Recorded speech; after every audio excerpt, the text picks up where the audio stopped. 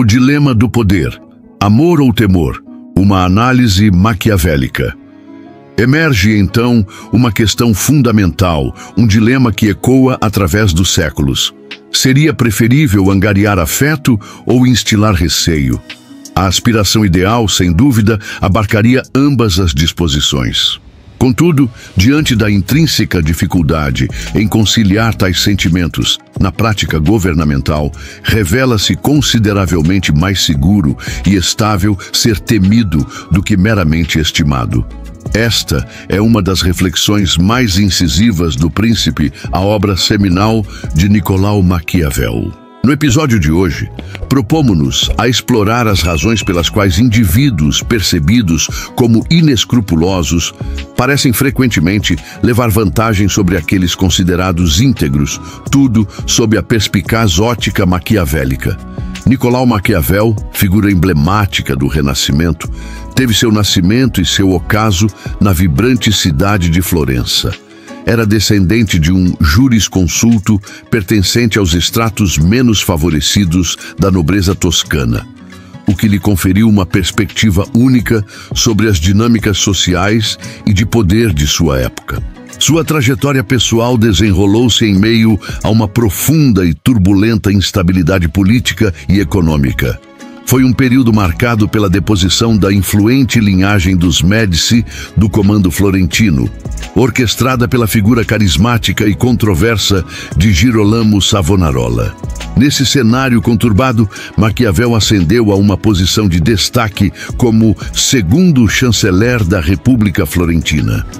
Esse cargo estratégico permitiu-lhe observar em primeira mão e com aguçada atenção as táticas, as manobras e as motivações de diversos soberanos, diplomatas e líderes militares, incluindo a figura notória de César Borgia, cuja audácia e pragmatismo o impressionaram profundamente.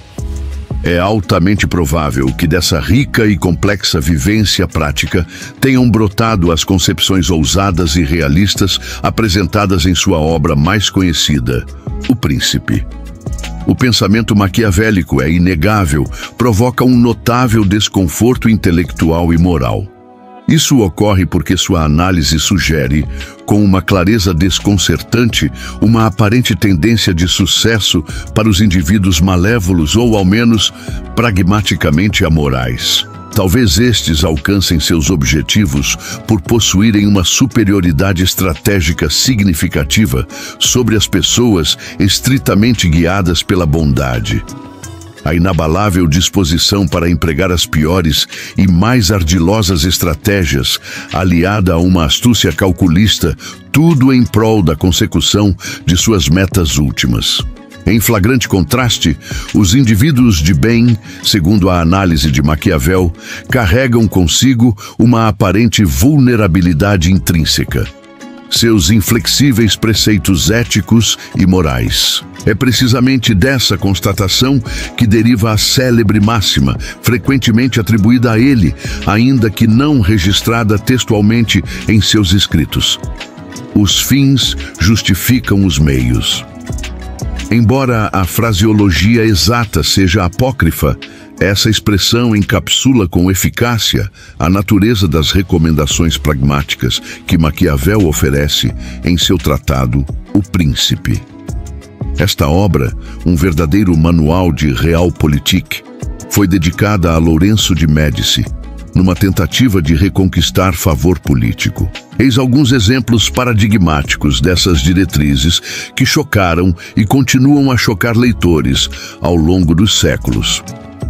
A sugestão de mentir deliberadamente quando necessário, a habilidade de distorcer a realidade para moldar a opinião pública, a tática de intimidar e neutralizar adversários políticos, a estratégia de subtrair recursos e autoridade dos estratos abastados para calculadamente distribuir benesses aos necessitados, visando apoio popular, e o uso calculado de encanto pessoal, discursos eloquentes e de forte impacto emocional para angariar e crucialmente conservar a soberania e o controle. Todas essas são apenas algumas das sugestões pragmáticas contidas neste influente volume. Maquiavel tornou-se uma figura incontornável na história do pensamento político devido ao seu agudo realismo e a um certo pessimismo antropológico. Ao perscrutar a complexa e muitas vezes brutal trajetória histórica de Florença e dos demais territórios italianos fragmentados de sua era, ele identificou um padrão recorrente: os monarcas. Os estadistas e até mesmo os mercadores, que pautavam suas ações estritamente pela integridade e pela bondade, eram invariavelmente superados, manipulados ou destruídos por competidores mais implacáveis. Foi essa observação empírica que o levou a romper drasticamente com a tradicional noção da necessária fusão entre ética e política, um ideal prevalente no pensamento clássico, como em Aristóteles, e medieval, como em São Tomás de Aquino. Com essa ruptura, Maquiavel estabelece, de fato, os alicerces do pensamento político moderno. A política analisada e praticada pela política, desvinculada de imperativos morais transcendentes. Isso implica abandonar a busca por um líder idealizado e utópico, e focar, em vez disso, no governante concreto, com suas virtudes e, principalmente, seus vícios e limitações. Significa preterir a ideia do dever ser em favor da análise crua do ser, daquilo que é factual e observável na arena política.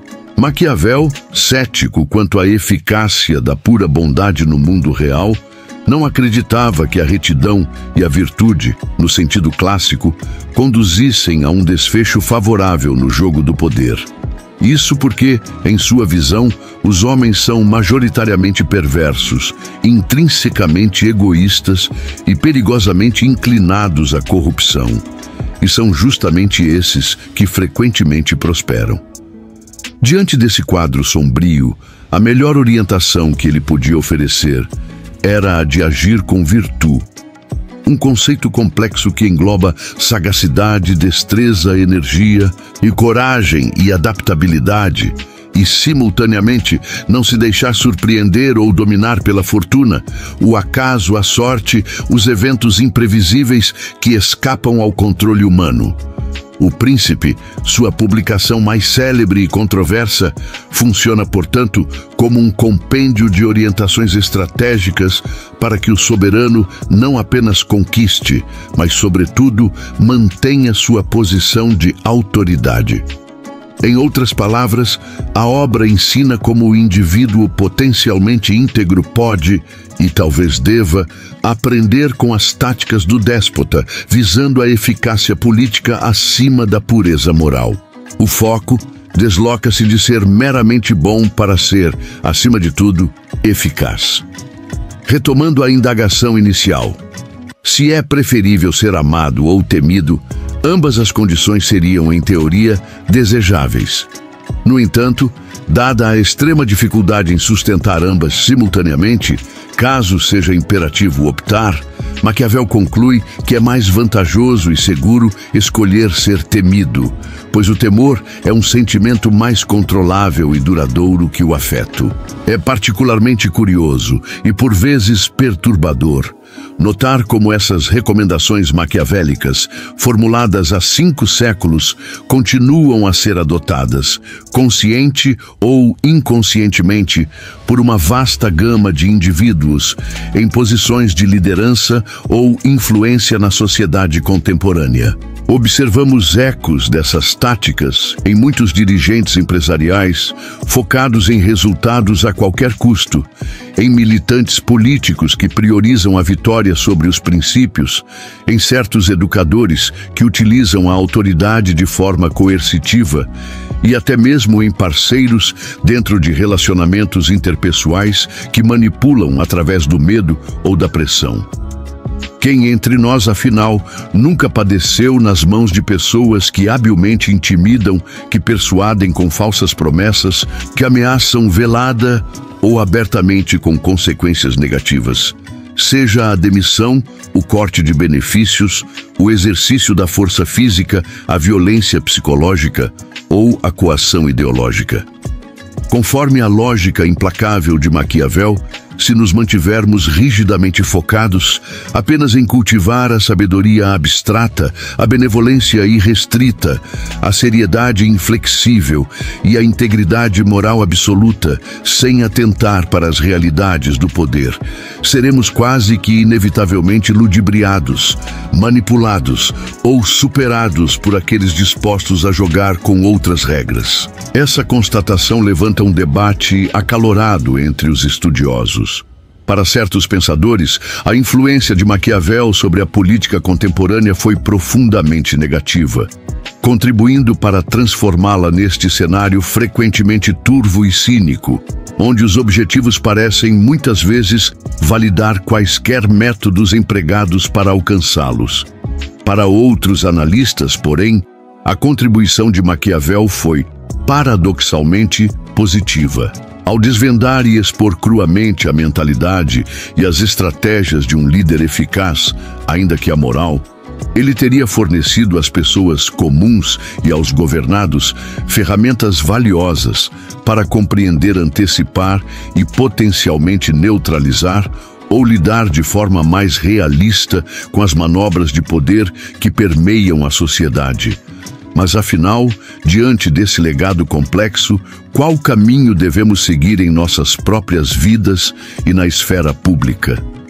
Devemos nos ater firmemente aos princípios da bondade e da ética, mesmo correndo o risco da ineficácia ou da derrota? Ou seria mais prudente agir com calculada eficiência, cultivando um certo grau de receio nos outros, como forma de dissuadir confrontos e garantir nossos interesses? Ou talvez a lição mais sutil seja a de reconhecer que em um ambiente social, onde a virtude e a honestidade não são universalmente praticadas, não se deve pecar pela ingenuidade excessiva, esperando sempre boas intenções da parte de todos.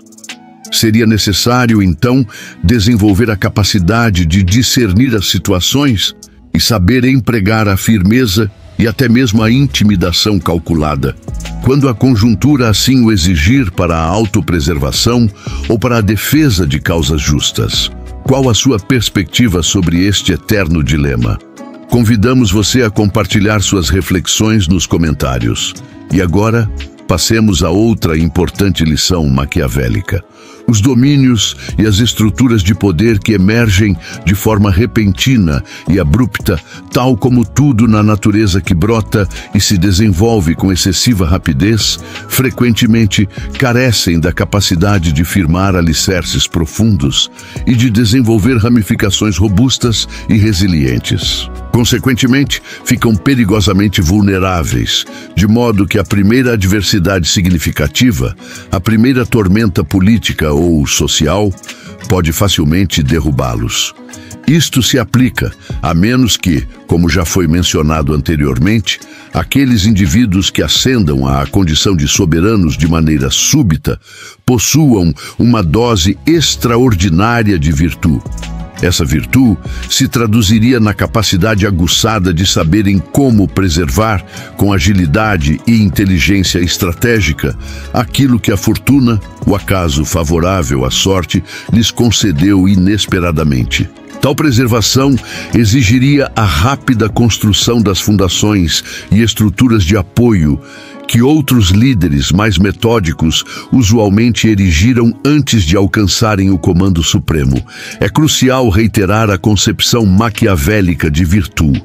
Para Maquiavel, este termo distancia-se significativamente da noção de virtude, no sentido clássico ou tomista, entendida como uma disposição estável e habitual para a prática de atos bons. A virtude maquiavélica refere-se antes a um conjunto de qualidades pragmáticas: astúcia, perspicácia, energia, coragem, adaptabilidade e a capacidade de agir decisivamente, sempre com o objetivo primordial de conquistar e, sobretudo, manter a estabilidade e a permanência no poder.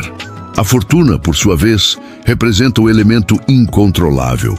A sorte, o acaso, os eventos imprevisíveis e as circunstâncias externas que podem favorecer ou destruir os planos mais bem elaborados. Maquiavel adverte que não basta contar exclusivamente com a fortuna para governar eficazmente a longo prazo. A sorte pode colocar alguém no poder, mas é a virtude que permite a continuidade no comando. E, inversamente, mesmo a mais brilhante virtude, desprovida de um mínimo de fortuna favorável, pode redundar em fracasso. Um exemplo histórico frequentemente citado para ilustrar essa dinâmica é o de Alexandre, o Grande.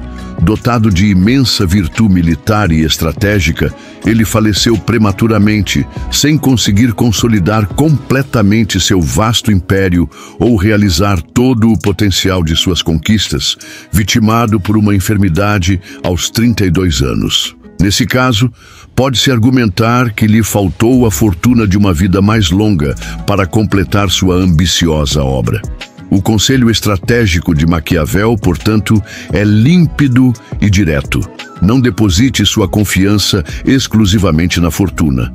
Não permita que o acaso, que os ventos da sorte ditem o rumo de suas possibilidades e levem embora suas chances de sucesso. Em vez disso, assuma uma postura proativa.